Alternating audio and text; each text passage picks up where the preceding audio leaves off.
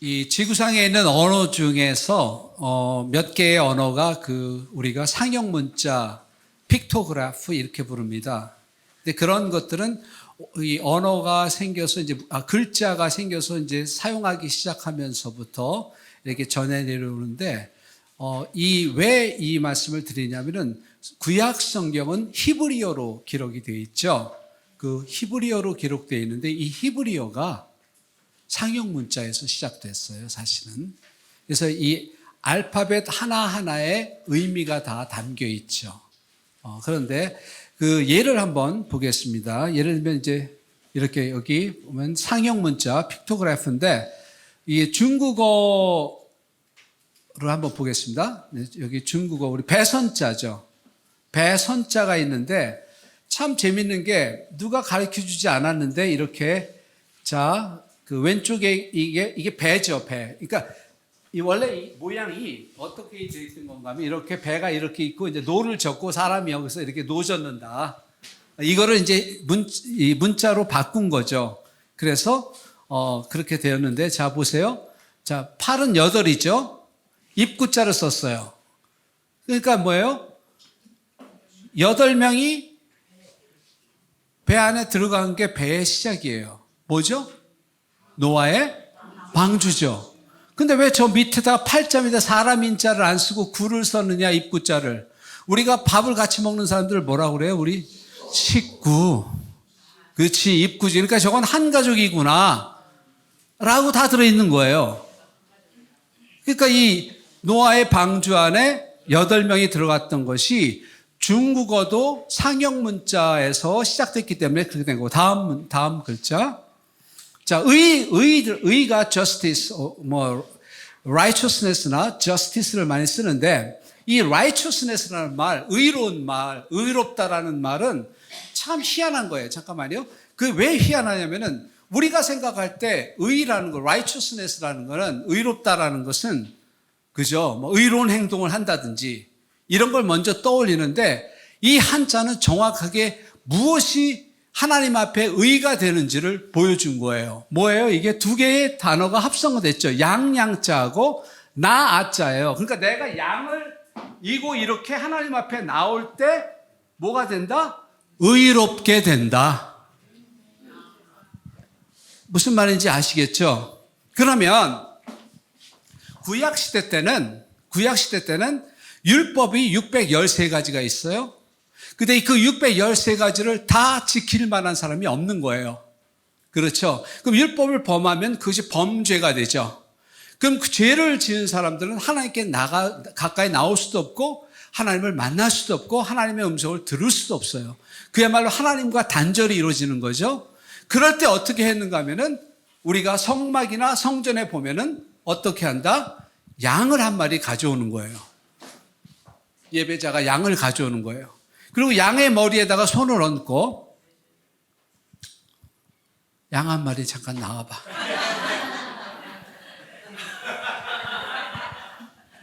내가 이제 양을 가져오는데 이 양은 반드시 흠이 없어야 돼요. 흠이 있으면은 나의 흠을 대신 뒤집어 쓸 수가 없는 거예요, 이 양이. 그래서 다 살펴봐야 돼요, 양을. 그리고 이 양을 이제 꿇어 앉아봐. 꿇어 앉아봐. 그럼 이제 양을 이렇게 하면은 이 양에다가 양을 데려오면은 내가 어떻게 해요? 양의 머리에다 손을 얹고 죄를 고백하는 거예요. 그럼 이 흠이 없는 양이 내가 손을 얹고 죄를 고백하는 순간 나의 죄가 이 양에게 전가가 되는 거예요. 그러면 이 양은 어떤 양이에요? 이제는 더 이상 순전한 양이 아니에요, 이 양은. 무슨 양이에요? 죄의 양이에요. 그럼 어떻게? 죄는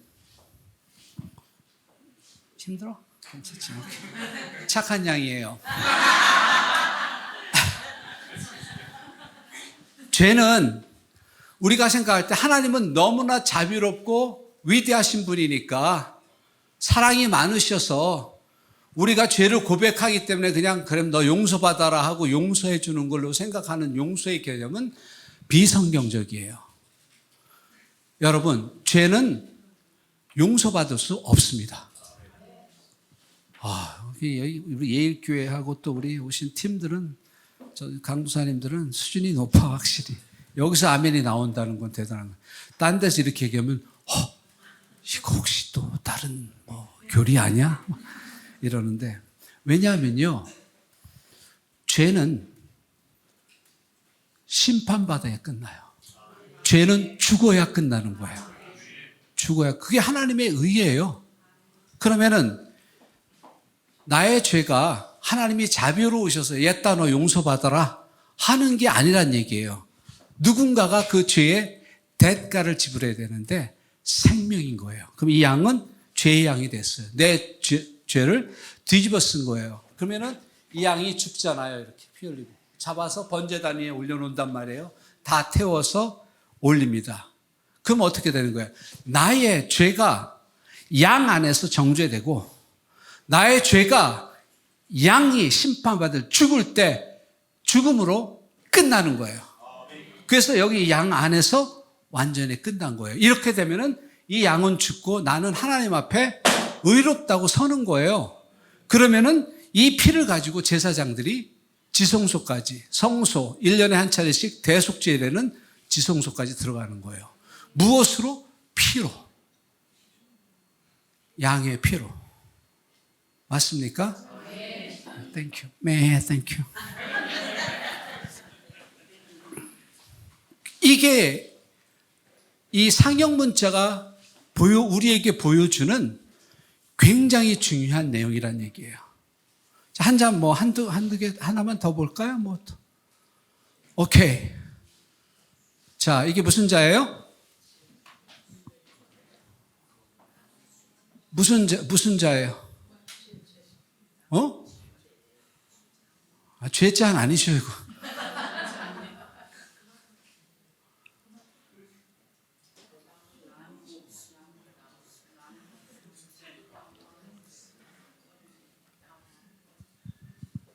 무슨 자예요? 그 말 금자죠. 그러면 이게 어떻게 된 거냐? 너무 재밌는 거예요. 오늘 금하셔서 하나님께서 근데 희한해. 나무가 뭐예요? 2개가 있어. 나무 목자가. 동산 중앙에 나무가 2이 있었어요. 하나는 생명나무, 하나는 선악을 알게 하는 나무. 선악을 알게 하는 나무를 어떻게 하지 말아라? 따먹지 말아라 하고 금하셨다는 얘기예요. 그러니까 이 숲을 얘기하는 게 아니야. 숲이 나무 2개를 이야기하는 거죠. 이해가 되셨죠? 맞습니까? 그러니까 상형 문자들은 이 최초에 있었던 역사적인 일들이 구전됐던 거를 문자로 남긴 거잖아요. 한자가 특이하게 그렇고, 뭐, 하나 더 있어요? 다른 건 없죠? 이것도 있네. 자, 이건 무슨 자예요?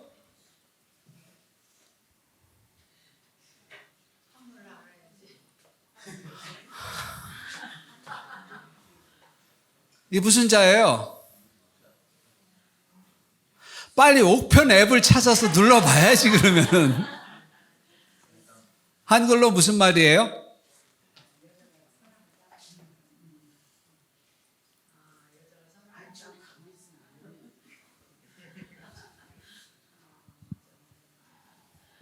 하긴 뭐 젊은 세대는 한자를 안 배우죠. 배우나? 안 배워, 하나도.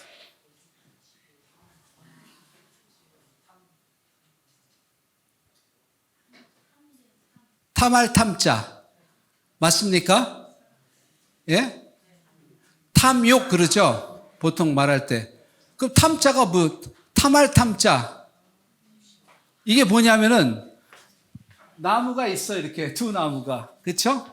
생명나무와 선악을 알게 하는 나무인데, 여자가, 이거 중요한 부분이에요. 여자가 그 앞에 서서 보니 보암직도 하고, 먹음직도 하고, 지혜롭게 할 만큼 탐스러운지라. 누구의 말을 듣고? 뱀의 말을 듣고. 그러니까 전체 이 픽토그래프는 상형 문자들은 있었던 인류사에, 우리 인류 역사에 있었던 일들을 문자로 남기는 과정에서 옮겼다.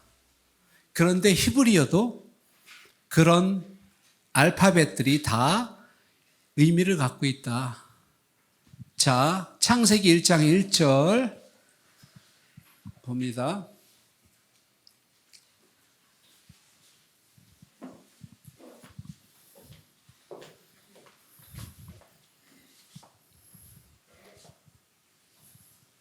네, 크게.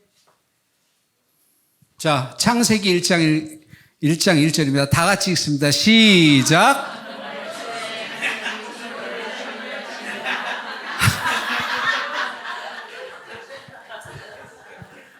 그래도 이 정도는 원어로 알아야 되겠죠. 자, 권사님, 장로님들 한 절만 원어로 한글로 받아 적으면 돼요. 한글로 알았죠? 그래도 이 정도는 알아셔야지, 그죠? 뭐예요? 자, 네? 태초에. 그러니까 이거를 태초에로 해석한 거예요. 태초에가 뭐예요? 영어로는 in the beginning. 어느 한 시점에서 시간이 시작될 때 이게 우리 인간들의 해석이에요. 그런데 원래 구약 성경을 담고 있는 히브리서는 이게 달라요. 자, 읽어보겠습니다. 제가 베레쉿 바라 엘로힘 앳 하샤마임 워앳 하에레츠. 자, 히브리어로 읽었습니다.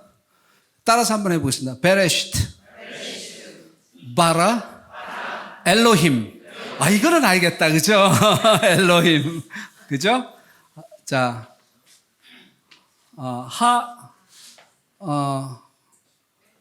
앳 하샤마임. 앳 하샤마임. 하샤마임 하늘입니다. 하늘. 하샤마임 하면 하늘들. 이렇게 복수가 되는 겁니다. 워앳 하에레츠. 이렇게 되거든요. 자, 중요한 첫 단어. 요게 바로 우리가 말하는 창세기 할 때 나오는 말이에요. 그래서 원래 히브리어 성경을 따나크라는 데서는 요거를 베레시트를 첫 자를 책의 이름으로 한 거예요. 그러니까 우리는 창세기 이러지만 원래 성경의 이름은 창세기가 베레시트다. 이건 쉽죠? 베레시트 요거 한자만 너무 긴 문장 어렵죠? 그러니까 베레시트는 되겠죠? 베레시트. 좀 잘못 들으면 좀 욕까지 들리는데, 예.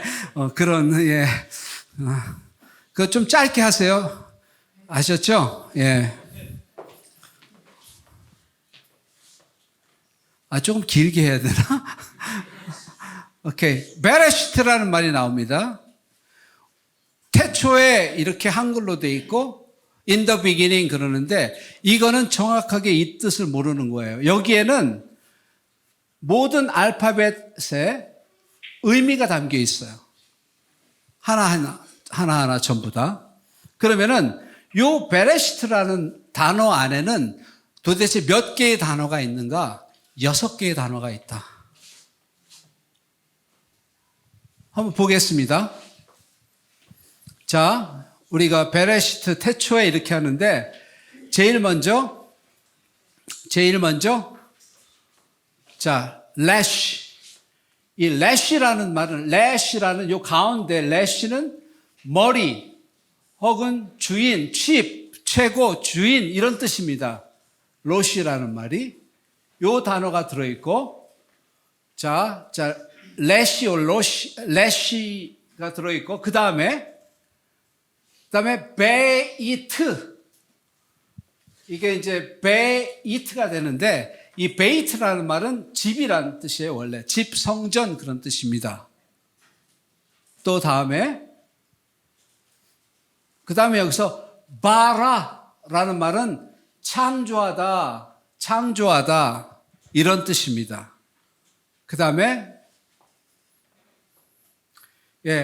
바로 여기 시이트라는 말은 맡기다, 권세를 주다 그런 뜻입니다. 또 그 다음에 여기에 베리이트 이거는 뭐냐면은 베리트라는 말은 언약 그런 뜻입니다. 언약이라는 말입니다. 그 다음에 마지막으로 자 레시트 하면 이게 뭐냐면은 첫 열매다라는 거예요. 그래서 이거를 전체를 아까 우리 배선자를 보면은 8명의 식구가 배 안에 들어갔다. 이게 배선자가 된 것처럼 이 베레시트라는 말은 이 6가지의 그 내용이 담겨져 있는데 이것은 어떤 뜻인가 하면은 하나님께서는 이 모든 창조를 머리와 주인이신 우리 주 예수님, 즉 그 언약의 핵심이신 열매, 언약의 내용이 뭐예요? 자, 하나님이 아브라함에게 약속하신 언약이 뭐예요? 3가지죠? 약속한 게 뭐예요? 땅, 또 그 다음에는 자손인데 자손들이 아니고 seed, 단수로 되어 있습니다. 그 다음에는요, blessings, 복입니다. 이 3가지를 약속하셨어요. 맞죠? 그러면은 그 언약에 대한 내용이 여기도 언약이 들어있는 거예요. 그러면은 이거는 집이고 성전이고, 그러니까 무엇이냐면은 온 우주를 창조하신 하나님께서 머리이시고 주인이신 그분이 우리 주 예수 그리스도를 머리와 주인으로 또 첫 열매로 또 그에게 이 모든 권세를 위임하셨다라는 말이 담겨 있는 것이 이 베레시트의 뜻이란 얘기예요. 그러면은 창세기 1장 1절의 첫 단어가 가리키는 핵심은 뭐냐? 예수 그리스도다. 네. 성경의 핵심은 뭐냐? 예수 그리스도다. 그래서 뭐라고 그랬어요? 그래서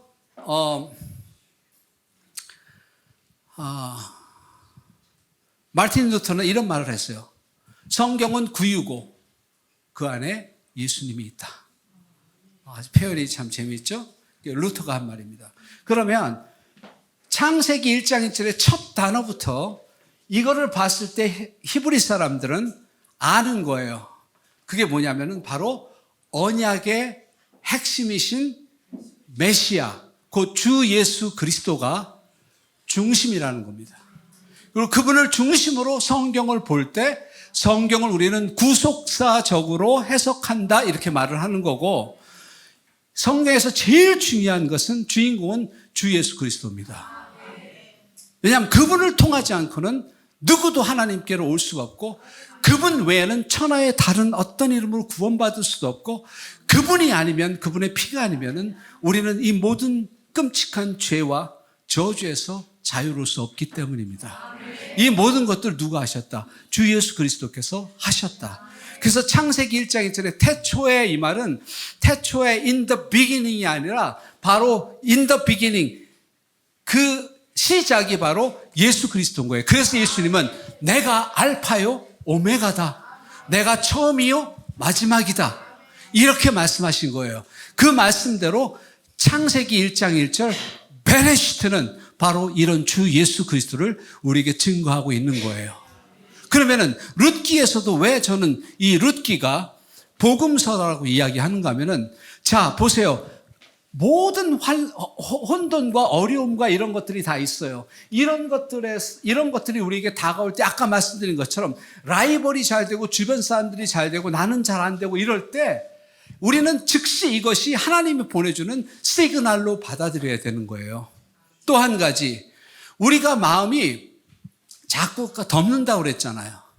그러니까 자꾸 우리가 스스로 재밌고 즐거운 걸 찾아가는 거예요. 그러나 이제 여러분들도 연세 드신 분 나이 정도 되면은 이제는 스스로 그걸 찾을 줄 알아야 되는데, 그건 뭐냐면은 그 중년에 오는 고독은 이건 2차적 고독인 거예요. 제2차의 고독은 하나님의 초대인 겁니다. 아멘.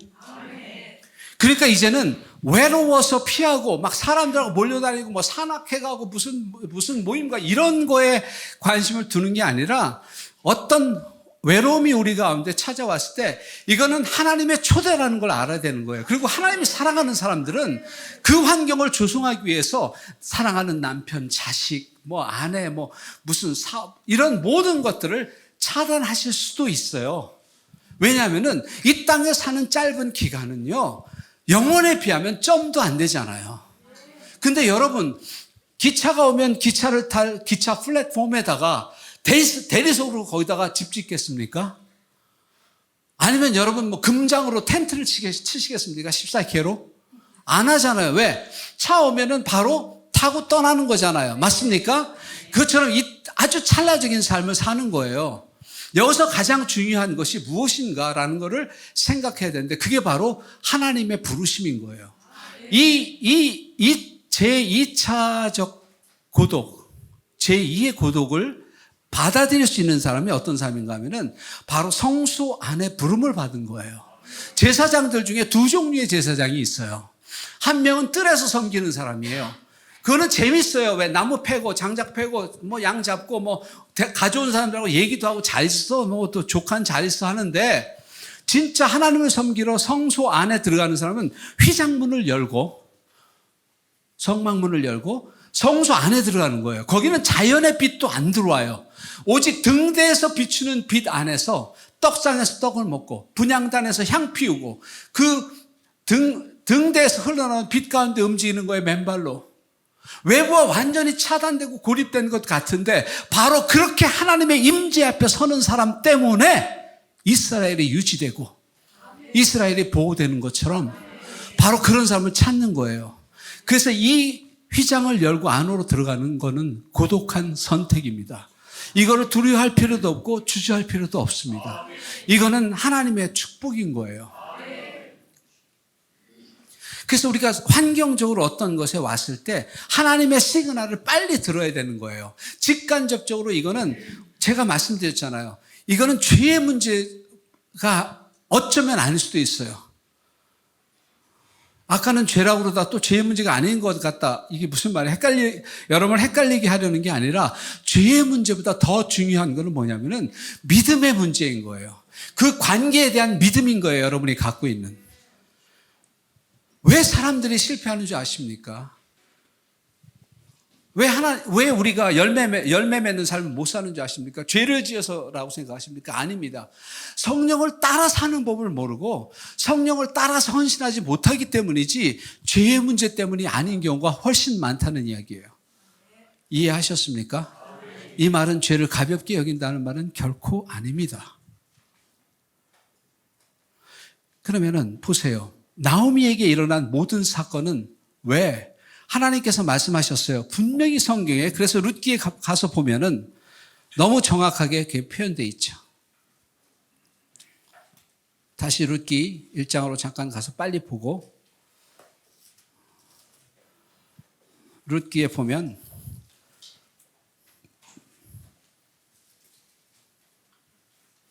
1장 13절 깨닫습니다. 나오미가 이런 사실을 깨달아요. 뭐라고요?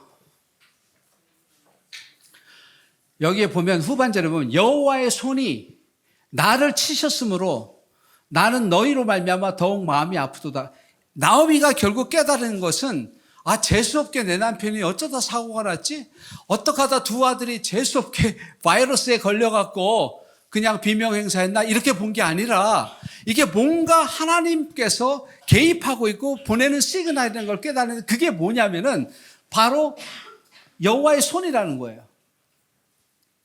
여호와의 손이 나를 치셨다 이렇게 돼 있잖아요.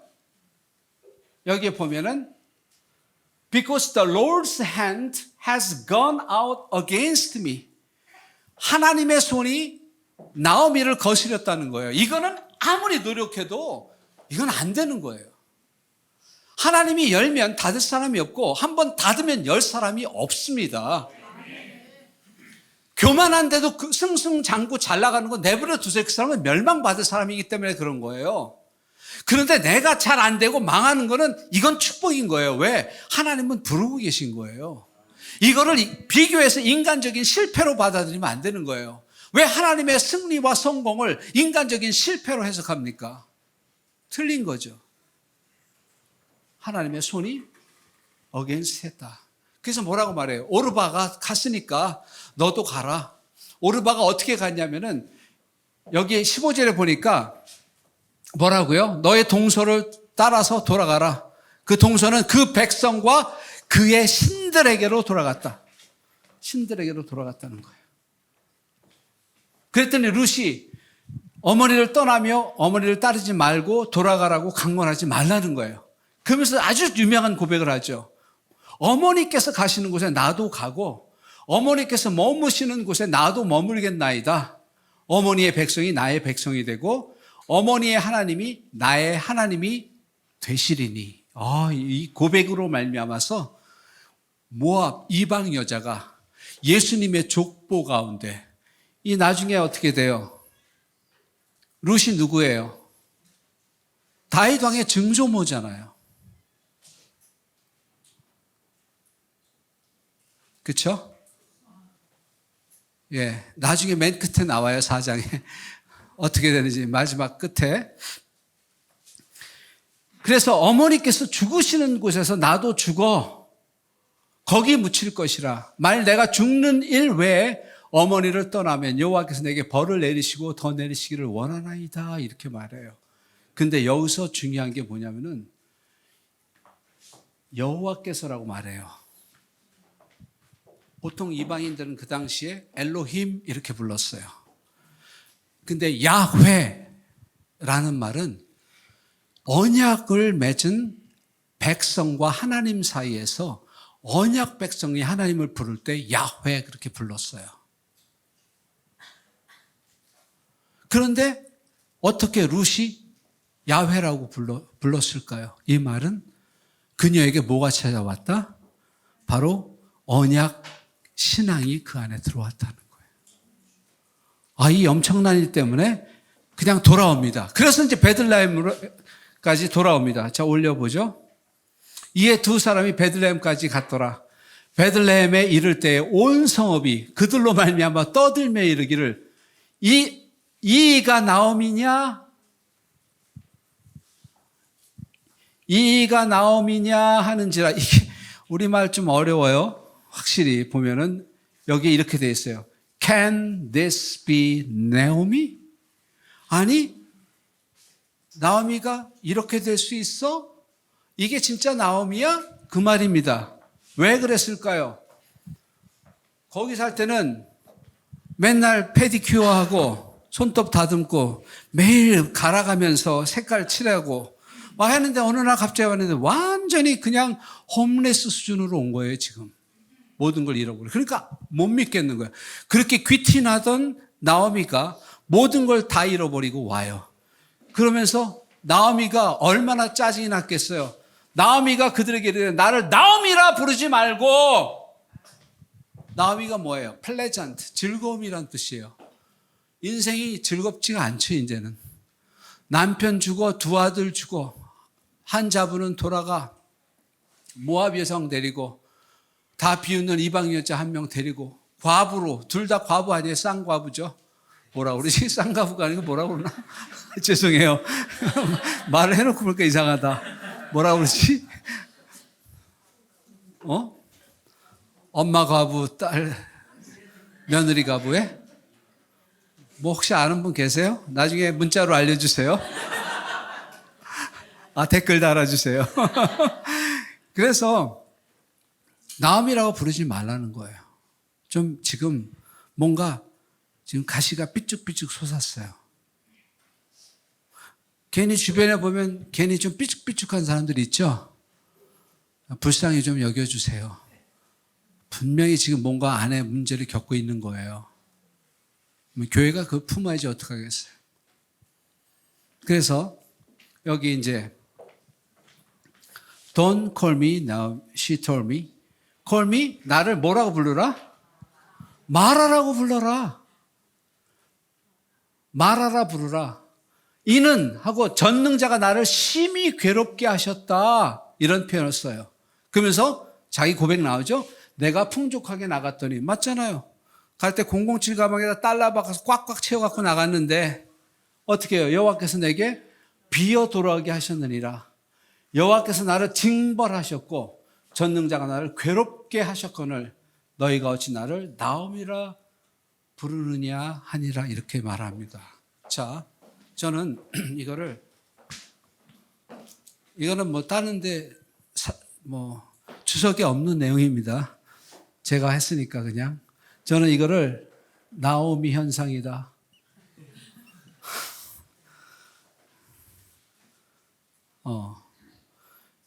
이게 나오미 신드롬이다라고 할 수 있겠어요. 왜냐하면 첫 번째 특징이 뭐냐면은 지금 그대로 한 걸 보면은 뭐예요? Don't call me Naomi, call me Mara. 마라라는 말이 뭐예요? 마라. 무슨 뜻이에요? 쓰다.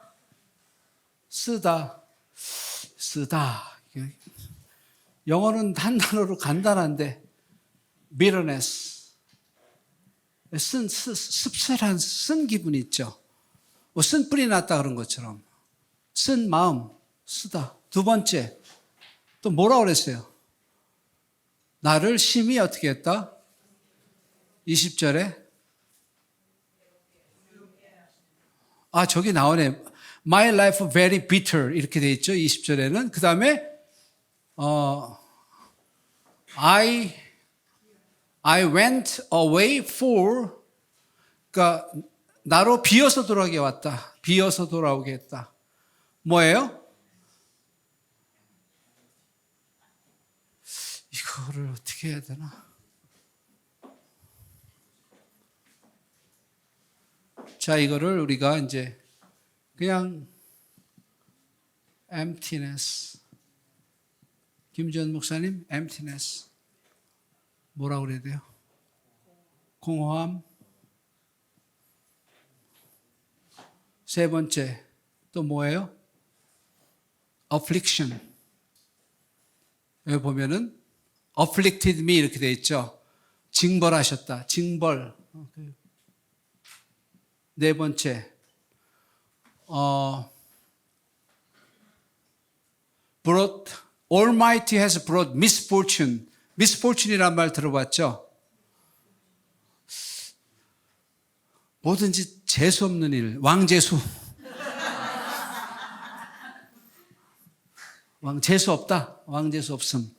이런 것들이라고 할 수 있다는 얘기예요. 이게 뭐냐면은 사는데 자꾸 마음에 사라지지 않는 그 쓰디쓴 게 자꾸 올라온다거나 한쪽이 뭐 없는 것처럼 자꾸 즐겁게 보내가다가도 괴롭고 공허하거나 그 다음에 뭔가 이 징벌은 이게 거의 이 징벌은 affliction은 거의 육체적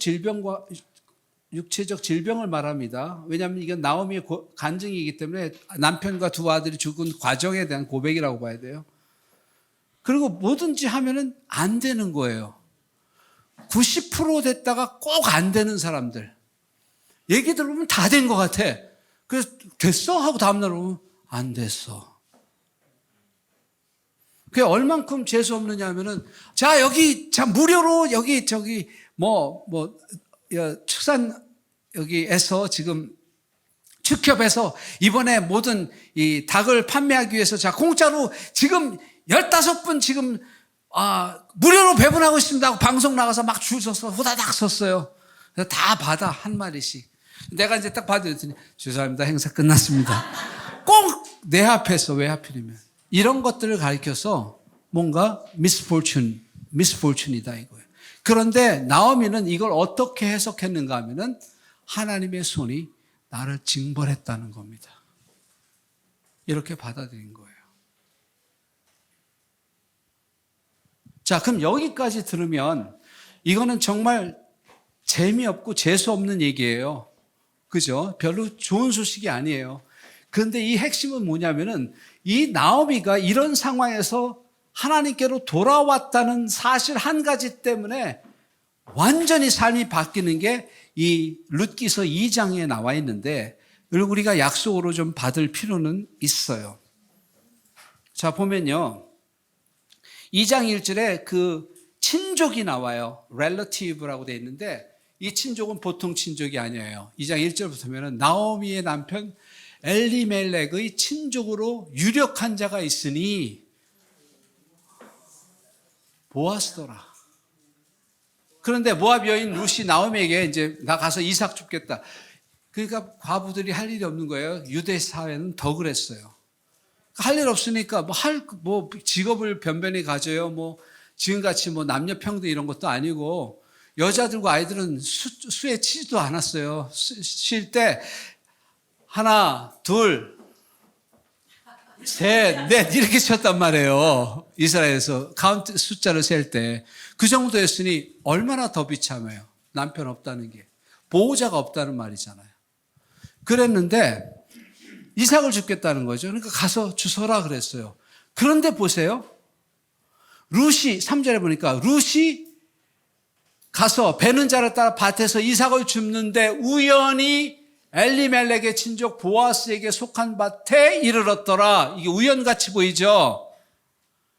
그런데 4절 마침 보아스가 베들레헴에서 와서부터 베는 자들에게 이르되, 근데 마침 보아스가 또 베들레헴에서 왔어요. 땅 주인이 보통 추수할 때 거의 안 가죠. 자기 집사들 시키면 되죠. 친히 오겠어요. 근데 친히 왔어요. 마침 왔다. 우연히 마침. 이게 바로 하나님의 섭리입니다. 여러분, 우리가 돌아서는 순간 하나님의 섭리는 역사하기 시작합니다. 그리고 우리의 삶을 고치는 역사는 반드시 일어난다는 얘기예요. 그래서 이제 옵니다. 그런데 이게 또 재미난 게 있는데 한 군데만 이 마침이라는 말 보죠. 이런 마침은 좋은데, 자, 요나서 한번 가서 보겠습니다. 요나서.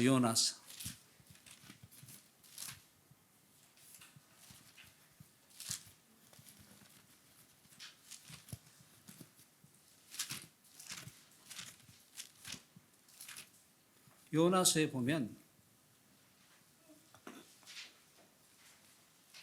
자, 이제 도망하려고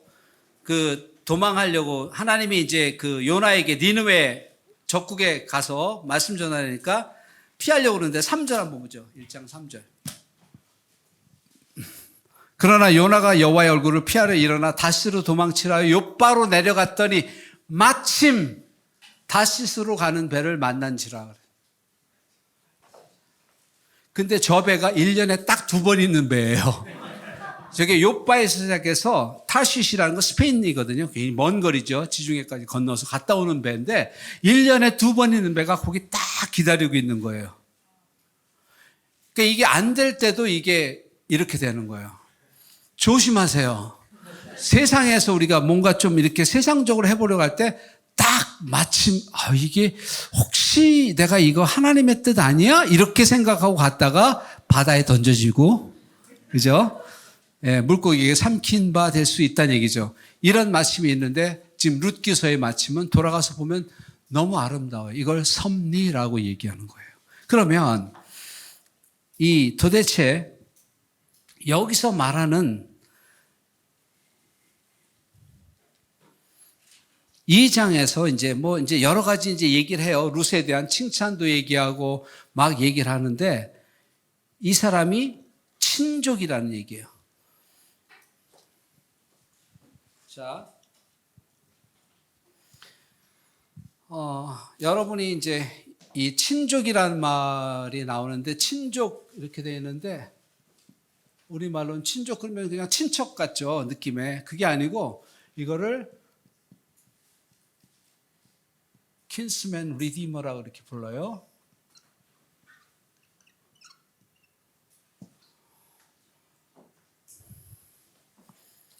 이거를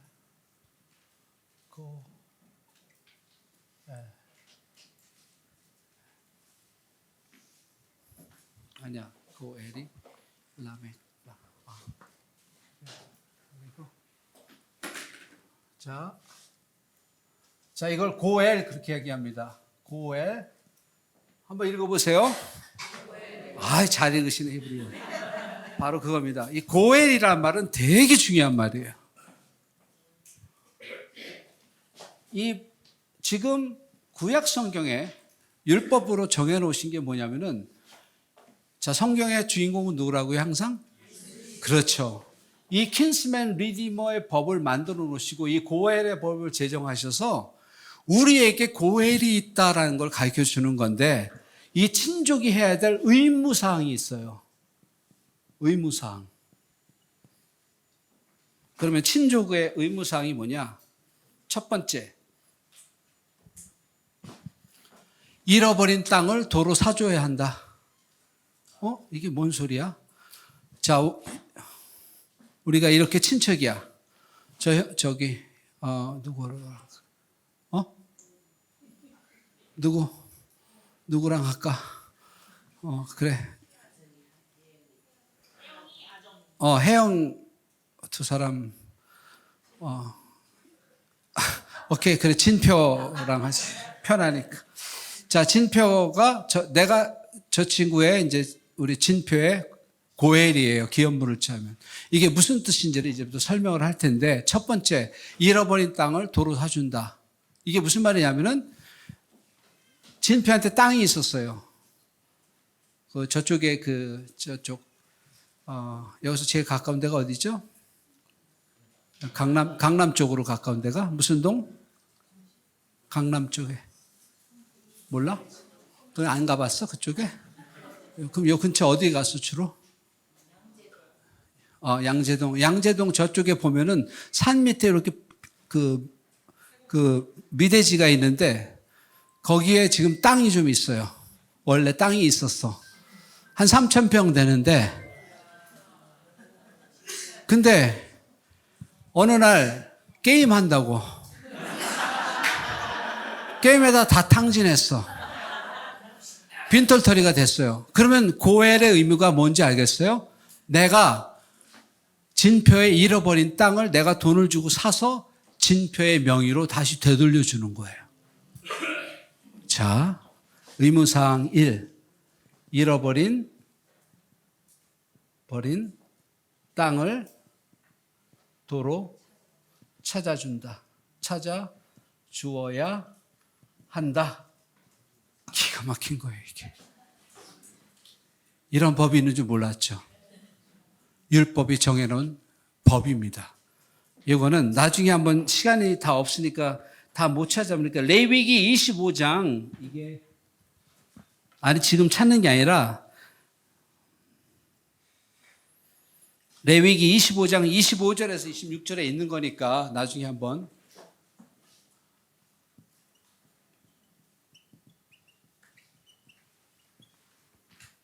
두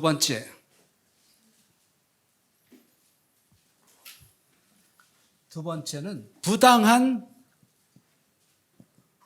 피해를 입은 진표를 복수해 주어야 된다.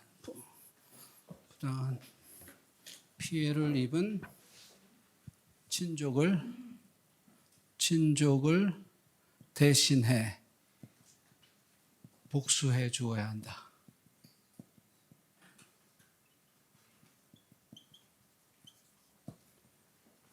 일단 다 써놓고 설명하겠습니다.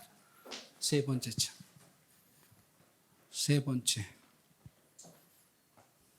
번째는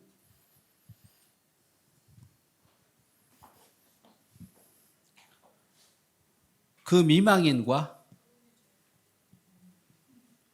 결혼해 줘야 한다.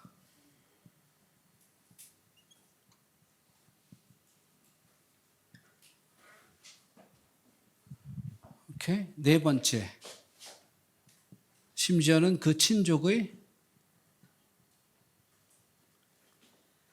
죄에 대한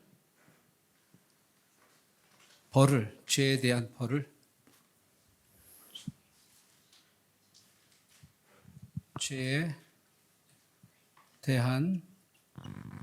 벌을 대신 받아준다.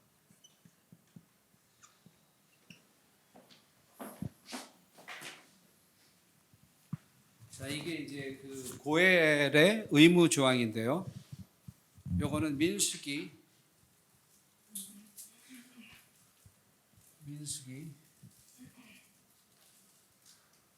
35장 19에서 20절.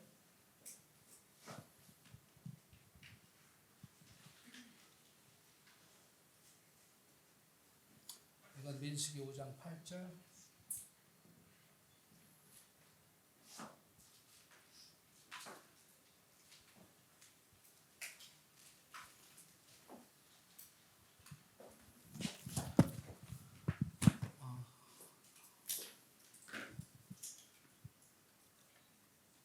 제가 지금 눈이 잘 안 보여서 하나를 누락했는데 나중에 자세히 드리도록 할게요. 자, 설명 들어갑니다. 간단하게. 잃어버린 땅을 도로 찾아주는 것 이해했죠. 부당한 피해를 입은 친족을 대신해서 복수해 준다는 말은 이거는 사실 쉬운 일이 아니죠. 그래서 여러분들 이걸 아셔야 돼요. 믿음은 뭐냐면은 여러분 스스로 복수하려고 하면 안 돼요. 왜? 성경은 금하고 있어요. 복수는 누구에게 속한 거라고? Vengeance is mine. 복수는 나의 것이다 그랬어요. 하나님의 것입니다. 하나님께서 하시는 거예요. 왜?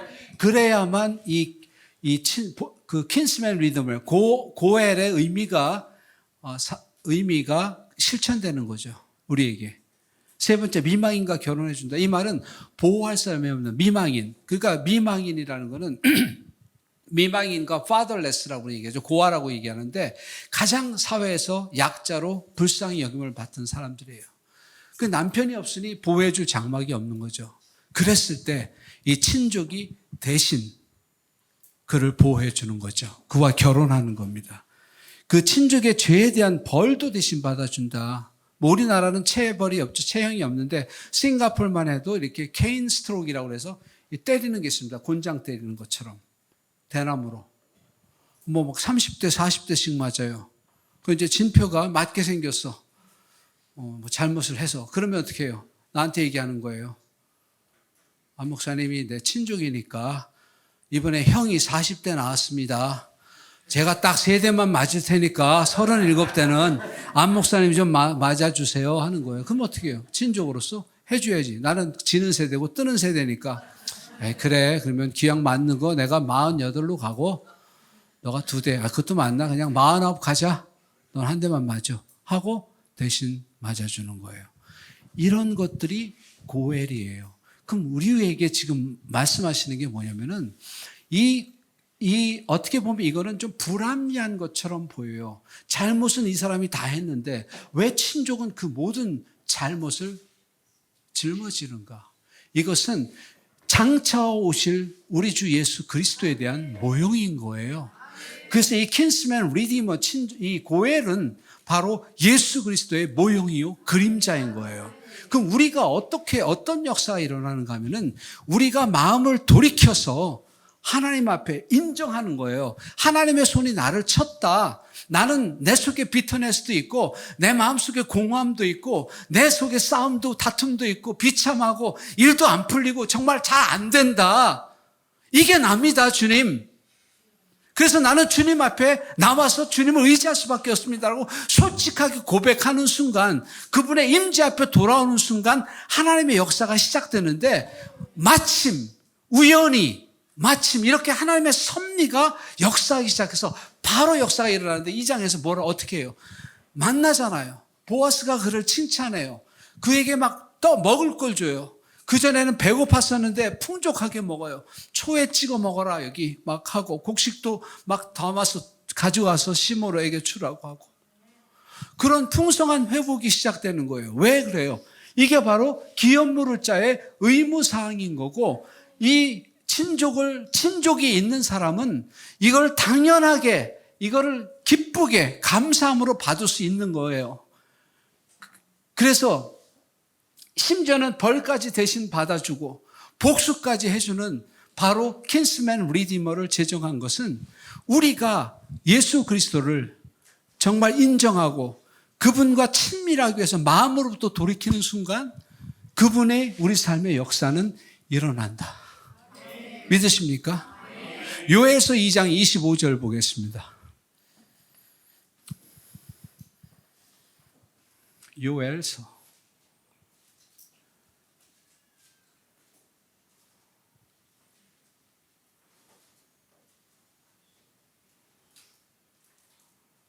25절. 네.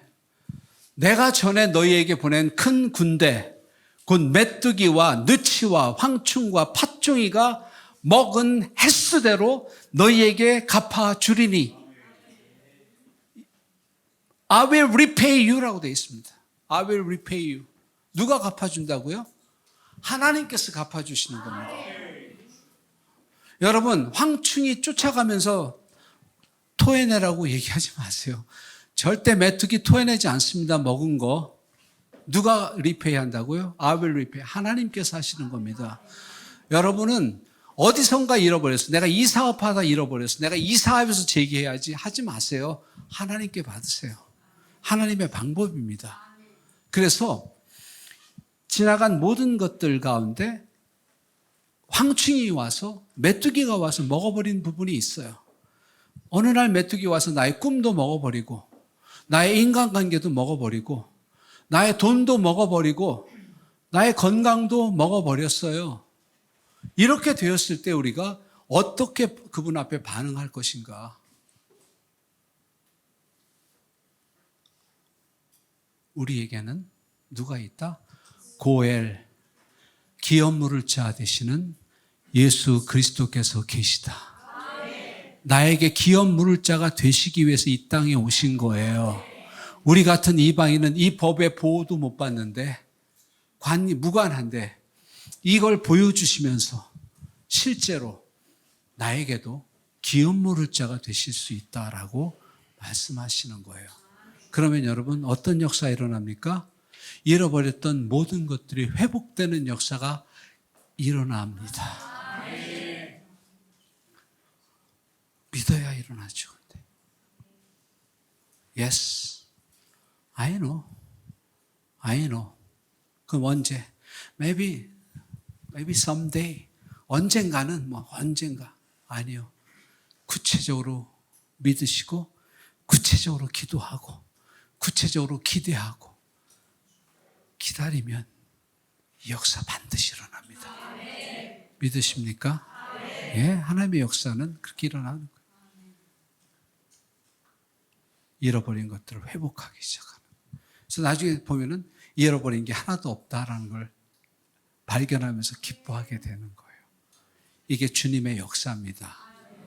오늘 여러분들이 그런 기대가 있는지 한번 여러분 스스로에게 물어보셔야 돼요. 이제 마칠 거거든요.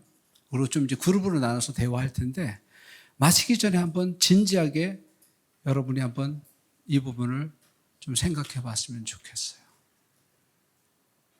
여러분에게 기업 모를 자가 있다는 이 사실, 누군가 정말 든든한, 유력한 자여야 돼요, 이거는. 그 말은 능력이 있는 사람이어야 돼요. 우리 주님이 이 세상에 어떤 사람보다 권력이 있음을 믿으십니까? 이 세상에 어떤 사람보다 부유함을 믿으십니까? 빌 게이츠보다 나아요?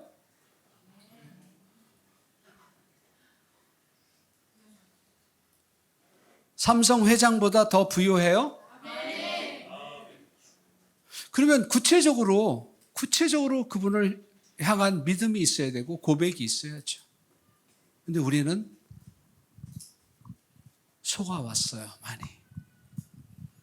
이걸 분리하고 이거는 영적인 세계에 속한 것이다. 그리고 이런 실제적인 것들은 일어날 수 없다.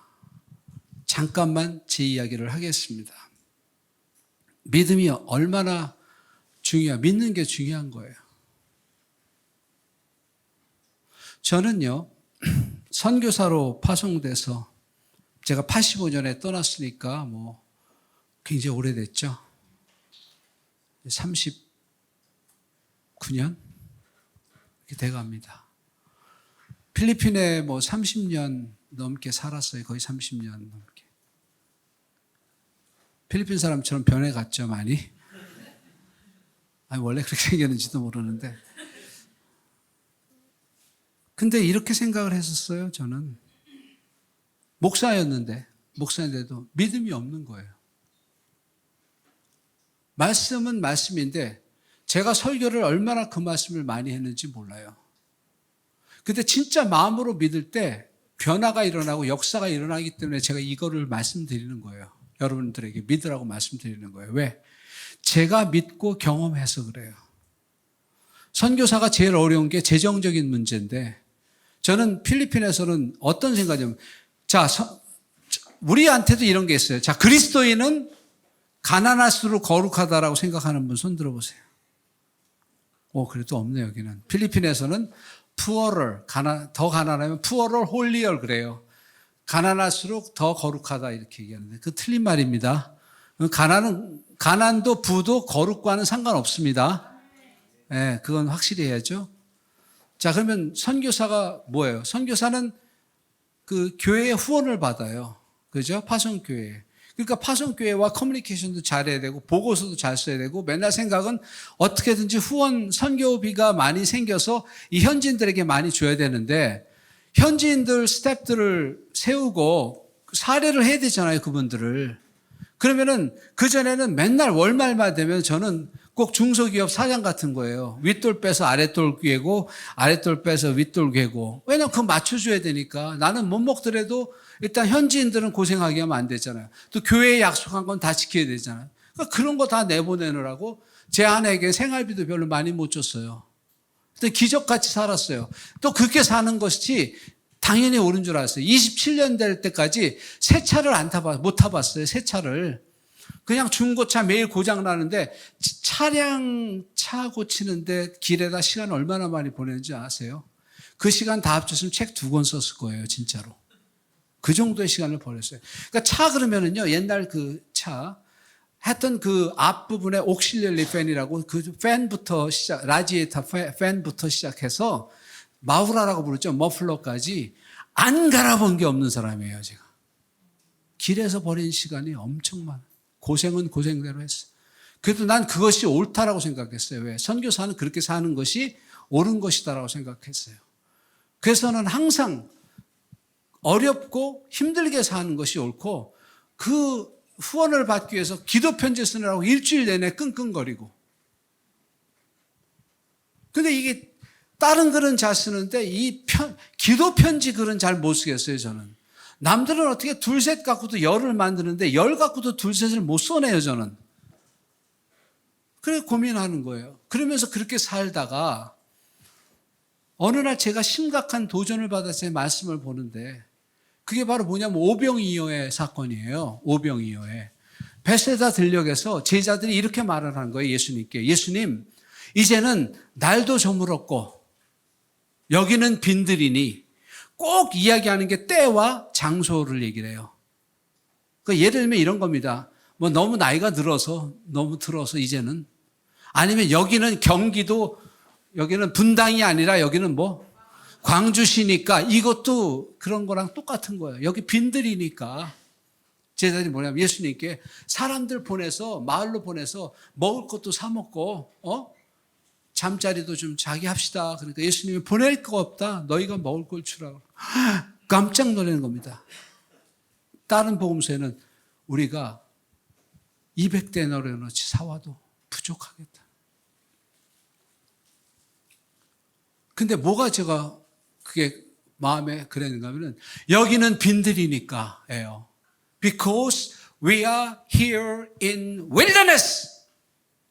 사막에 있으니까, 빈들에 있으니까 이 환경적으로 불가능한 거예요. 제자들이 돌아볼 때 열매도 없어, 나무도 없어. 도대체 먹을 걸 제공할 수 없다고 생각했던 그때에 예수님은 너희가 먹을 걸 주라는 거예요. 근데 저는 뭐가 찔렸냐면은 여기가 빈들이니까. 저는 항상 이렇게 생각했어요. 필리핀은 선교지니까 완전히 후한무치가 되는 거예요, 선교사가.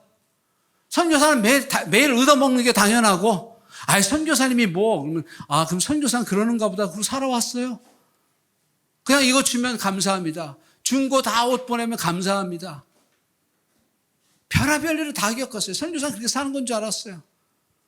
애가 태어났는데 애가 분유를 못 먹어서 싱가포르에서 분유에다가 그 두유를 타서, 시장에서 만든 두유를 타서 먹이니까 우유를 못 먹일 거 같으니까 집사람이 그 시장에서 두유를 사다 먹이려고 그걸 먹였다가 설사를 계속 쫙싹하는 거예요. 막 그런 일부터 시작해서 배추를 반포기를 사다 김치를 담았어요. 그 먼 길을 걸어가서. 에어컨이 어디 있어요? 지금이나 있죠. 지금 센터 오신 분들은 저희가 고생한 역사를 모르셔요. 우리 김점자 사모님도 그러시던데 옛날에 얼마나 고생했는지. 우리 목사님도 그러시더라고요. 김창 목사님도. 물 빠지는 데가 선교하셨다고 그랬거든요. 그때는 그랬어요. 그리고 그걸 고생했다는 걸 얘기를 하는 게 아니에요. 죽을 뻔도 했어요. 강도도 만났어요. 하여튼 정말 이 바울이 고백한 것 같은 걸 통과하면서 난 그게 당연한 건 줄 알고, 왜? Because 왜냐하면 여기는 빈들이니까. 어느 날 그 말을 듣는데 믿음이 없는 말이라는 걸 제가 그렇게 가슴을 파고드는 거예요. 나는 맨날 여기는 선교지니까, 나는 선교사니까, 이 사람들은 가난하니까, 죄송해요, 여기 그분들이 없으니까. 필리핀 한국에 비해서 가난하잖아요. 가난하니까. 맨날 이렇게 생각하고 안 된다고 생각한 거예요. 근데 그 말씀에 부딪혔어요. 그래서 십자가 밑에서 펑펑 울었어요, 제가. 하나님 아버지, 저는 여기가 빈들이라고 생각했어요. 제가 주님 안 믿었습니다. 찬송가는 초막이나 궁궐이나 내 주 예수 모신 곳은 뭐라고요? 그 어디나 하늘나라. 찬송을 그렇게 불렀어요. 그런데 필리핀 제가 있는 곳에 천국이 아닌 거예요. 왜? 그거 안 믿었으니까. 빈들이니까. 빈들이라고 생각하니까 빈들로 그냥 방치되어 있는 거예요. 가슴을 치면서 회개했어요. 주님, 제가 믿음이 이렇게 없습니다. 그러면 성경에 쓰여있는 게 이게 신화도 아니고 정말 그런 기적을 써놓은 게 아니고 이게 진짜로 일어날 수 있는 일이지 않습니까, 주님? 지금도 일어날 수 있는 일 아닙니까, 주님? 저 이 말씀 경험하게 해주세요. 하고 기도를 했어요. 10몇 년 전에 이 기도를 했어요. 그리고 얼마나 펑펑 울었는지 몰라요, 제가. 믿음이 없다는 걸 알고. 안 믿은 거예요. 그게 다 당연한 건 줄 아는 거예요. 근데 그때 하나님이 너에게 무엇이 있느냐? 오병이어가 있습니다. 내게로 가져와라. He took it. 주님이 취하셨다. And he blessed it. 하나님이, 예수님이 거기 축복하셨다. 나눠줘라. 5천 명이 먹고 12광주리가 남는 역사가 일어난 건데. 주님, 이게 일어날 수 있는 일 아닙니까? 이제 그러고 나서 이제 월요일 날 전도팀이 18명이 저쪽 북쪽으로 전도를 가게 돼 있어요. 그래서 제가 물어봤어요. 전도팀 리더한테. 그래서 준비 다 잘 되냐? 잘 됐대요. 경비는 그러니까 기도하고 있대요. 근데 이 말씀 깨닫기 전에 화가 났었어요, 제가. 나는 맨날 아버지처럼 필요한 거 대주고 선교사는 짜내갖고 돈 맞춰주고 너희들은 룰루룰루랄라 소풍 가듯이 전도 가냐? 이런 생각이 들었던 거예요. 어리석은 생각이죠. 그래서 그 친구가 그러는 거예요. 돈이 얼마나 되냐? 6만 3천 페소가 든대요. 그러고 나서 목요일 날 이 말씀을 받았어요, 제가. 그러고는 이제 제가 주님의 기적을 경험해 보기 싶습니다. 기도했어요. 금요일 날 보통 저희가 철야를 그때 이제 한 달에 2번씩 했는데 이제 한 주에 한 번씩 이렇게 보통 한 6, 70명 모여요. 그럼 이제 우리가 헌금 시간도 있으면 한 7, 8천 페소 이렇게 거쳐요. 그럼 이제 페소 이러면 여러분 단위가 생각 안 되니까 그 당시에 뭐 6만 3천 이러면 한 165만 원, 뭐 170만 원 정도 되는 거예요. 그 정도 돈이 필요한 거예요. 이게 교통비하고 전도 갔다 오는데. 근데 우리가 보통 거치는 헌금이 철야 기도회 때 한 17만 원 뭐 이런. 그 정도도 많이 나온다고 그랬어요. 다른 선교사님들이. 근데 그 금요일 날 비가 억수같이 오는 거예요. 그러면서 막 까비떼라는 지역은 다 잠겼대요. 그래서 저희 세크리터리가 저한테 얘기하는 거예요. 안 목사님, 오늘 까비떼 물에 잠겼대요. 그러는 거예요. 그 말은 사람들이 많이 못 온다 이거 철야 때. 근데 나는 확신이 있었어요. 주님에 대한 믿음이 있었으니까. 이거 경험하고 싶다고 말씀드렸으니까. 보자 한번. 근데요, 놀라운 역사가 일어났어요. 그때 123명이 참석했어요. 그리고 전도팀이 얼마 돈이 필요하다는 말 한마디도 안 했어요. 헌금 시간 가졌어요. 그날 저녁에 11만 8천 페소가 헌금이 들어왔어요. 상상할 수 없는 일이 일어난 거예요.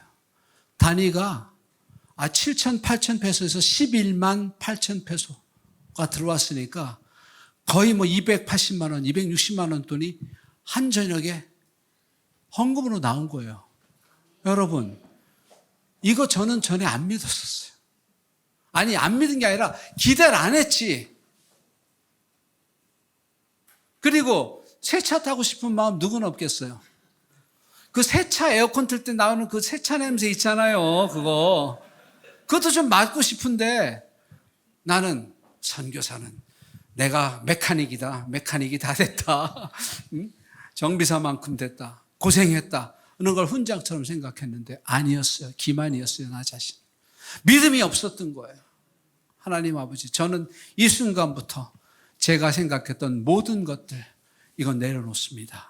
그리고 그 찬송가처럼 주님이 계신 곳은 천국입니다. 이 필리핀 땅이 주님이 다스리고 통치하는 천국으로 주님의 다스림을 경험하기 원합니다. 라고 기도하기 시작했어요. 그때 하나님이 모든 걸 변화시키시는 거예요. 현지인들이 저희 부부가 어떤 목사님 내부를 모시고 저기 박상안이라는 곳에 관광지에 모시고 갔다는데 전화가 온 거예요.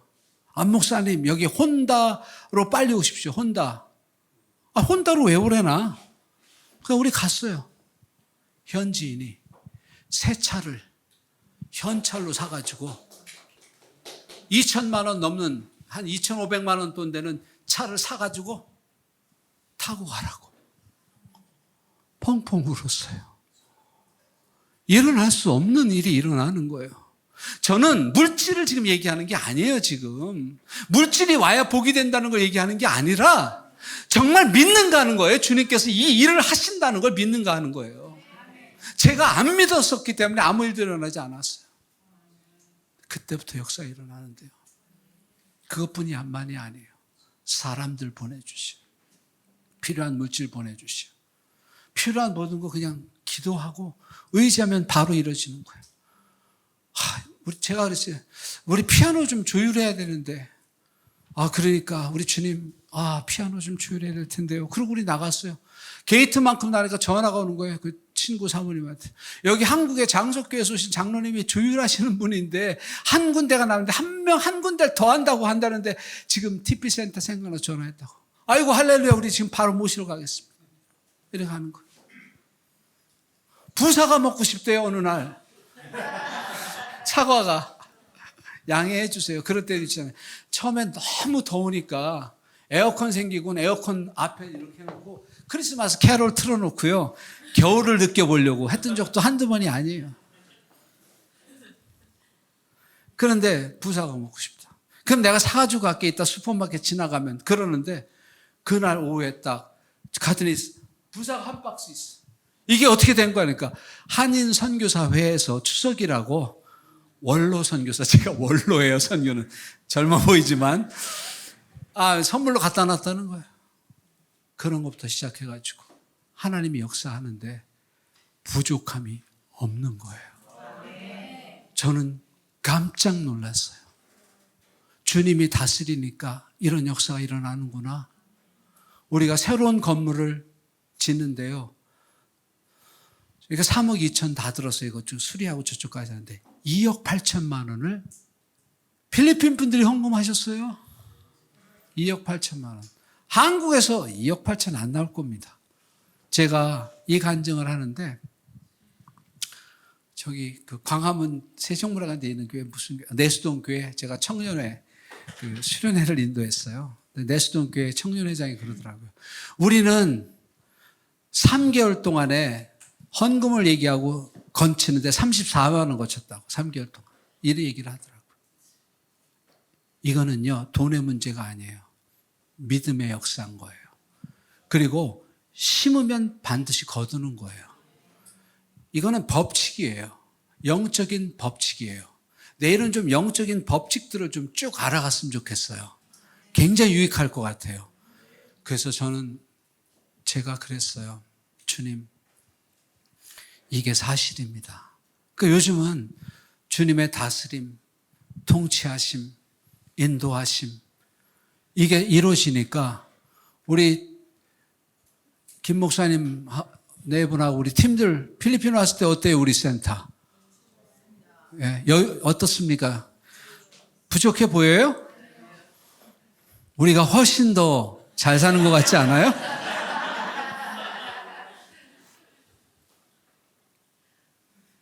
제가 드리고 싶은 말씀은 이 회복은 쓰여있는 말이 아니고 살아있는 말씀입니다. 그래서 여러분이 정말 예수님께서 나의 고엘이라고 진짜 믿고 인정하면 그 순간부터 이 역사는 반드시 일어납니다. 잃어버린 모든 것들을 회복하시는 겁니다. 여러분의 잃어버린 꿈, 무언가가 와서 먹어치운 경제적 손실, 인간관계의 손실, 내가 참 하고 싶었던 것도 못하고 빼앗겨버린 시간들, 또 어느새 스물스물 아파오는 힘든 몸, 이것들의 회복이 일어날 수 있어요. 이게 바로 우리의 고엘 되시는 예수 그리스도께서 하시는 일입니다. 믿으십니까? 오늘 그 주님께, 그 주님을 인정하고 돌아가겠다. 오전에도 돌아가겠다 했습니다. 그 돌아간다는 의미는 멀리 어디 가 있어가 아니라 그 친밀함 안에 들어간다. 다른 말로는 고독함 속에 들어간다. 성수 안으로 들어가겠다라는 결단이고 주님 앞에 있겠다라는 결단입니다. 오늘 그 결단이 이루어진다면 오늘 그 역사는 여러분에게 이루어질 것입니다. 기도하겠습니다. 눈 감으시기 바랍니다.